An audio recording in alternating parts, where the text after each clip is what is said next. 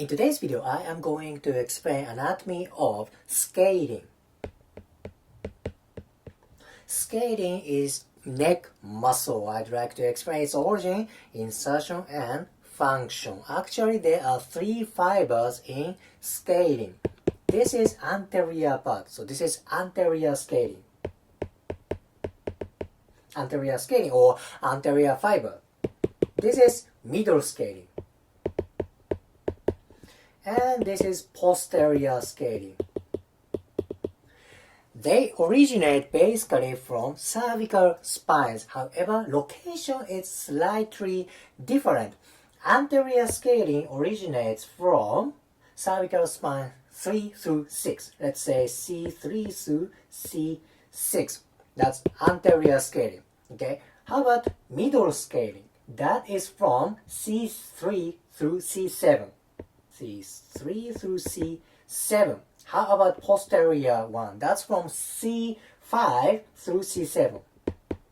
Simple thing is they all from cervical spines. Particularly they are from transverse processes.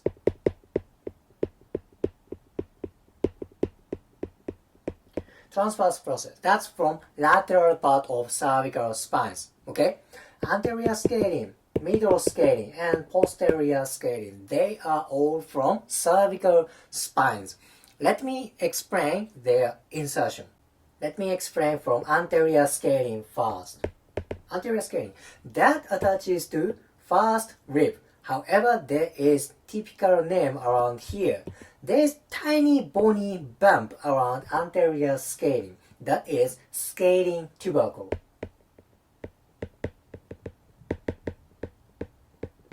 Tubercle means tiny bony bump. If there is particular name, there is something meaningful. I will explain about this location later. Okay. How about middle scalene? Middle scalene inserts to first rib. First rib, simple, right? Anterior scalene also inserts to first rib, but again, this insertion has particular name, so there's meaningful thing. Middle scalene? Not much. Okay, how about posterior scalene? Posterior scalene inserts to second rib. Simple thing, anterior scalene and middle scalene insert to first rib. Posterior scalene inserts to second rib. Simple thing, right? They attach to upper part of rib cage. This is important to understand. Why? Because it's important to understand breathing system. Now let me talk about its function. What are functions of scalene? If you think about attachments, it's easy to understand their functions. Where's origin of scalene? They are basically cervical spines, transverse processes. That is on lateral part. So when these muscles contract this way, what kind of movements are they? One thing is side bend. Side bend is you bend neck laterally. This is side bend. And the other thing is they do flexion. Flexion for neck. Flexion. However, side bend happens when one side of scalene contracts. Neck flexion happens when both sides of scalene contract. Let's say this is right side scalene and this side you don't see, this is left side scalene. If both sides of scalene contract, neck flexion happens. Very important to understand. These are movements for neck. It's easy, right? Because they are from cervical spines. Thus, these muscles can move neck. Then, what is other part of attachment? They attach to rib cage, right? So what happens if scalene contracts this way, superior way? What kind of movement is that? This is kind of elevation of rib cage, right? So what kind of movement is that for breathing? That is inhalation. Inhalation because rib moves superior. Rib kind of expands, right? Expansion of ribcage is inhalation. Does it make sense? On the other side, if ribcage moves this way, that could be exhalation. Scaling does inhalation. Very important muscle for neck movement and breathing. Now let me explain important anatomical relationship of scaling. Okay, again, where is insertion of anterior scalene? It's here. That is scalene tubercle, right? Then in osteopathic world, it is believed there is myofascial connection from anterior scalene to inside part of thorax. Yep, it can go to inside of thorax. There is myofascial connection. Again, from anterior scalene that attaches to scalene tubercle. Then from scalene tubercle, from this attachment, there is myofascial connection to inside part of thorax. Yep, there is membranous connection. What if anterior scalene gets tight? If you follow this membranous connection, if you follow this myofascial connection, you can follow to inside part of thorax. Vice versa. If inside thorax is tight, maybe you have trauma, maybe you have a respiratory disease. Anyhow, your inside part of thorax is tight.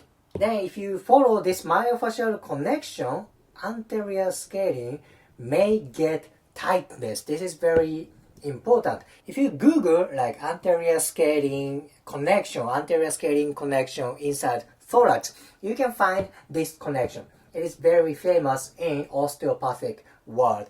Once you know this information, you can apply for many things. You can apply for tight neck, tight rib cage, and connection from neck to inside thorax. This kind of information expands the knowledge of anatomy. Knowledge of anatomy, how you see human body. This is very important connection. Now at last, I want to explain relationship with nervous tissues and blood vessels. Alright, you see yellow tissues. What are they? What kind of tissues are they? This is brachial plexus. Brachial plexus, this is bundle of nerves. They are from cervical spines and it goes to chest, it goes to shoulder, it goes to axilla, upper arm, elbow, wrist, fingertips. So this is like a base of upper extremity nervous tissues. Very important. Now, this is anterior scalene. This is middle scalene. Brachial plexus emerges in between anterior scalene and middle scalene. I shall say that again.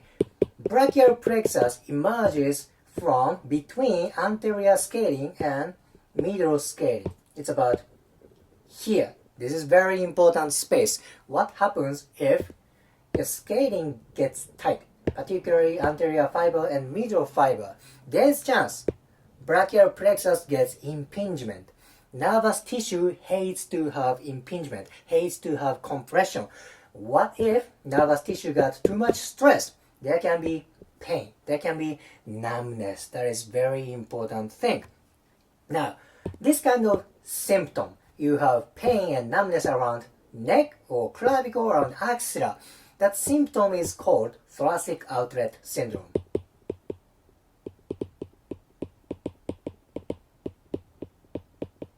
Thoracic outlet syndrome. This is very famous symptom around neck and thorax. There are few other locations that can trigger thoracic outlet syndrome. This scalene, anterior scalene and middle scalene location is very common place to have thoracic outlet syndrome.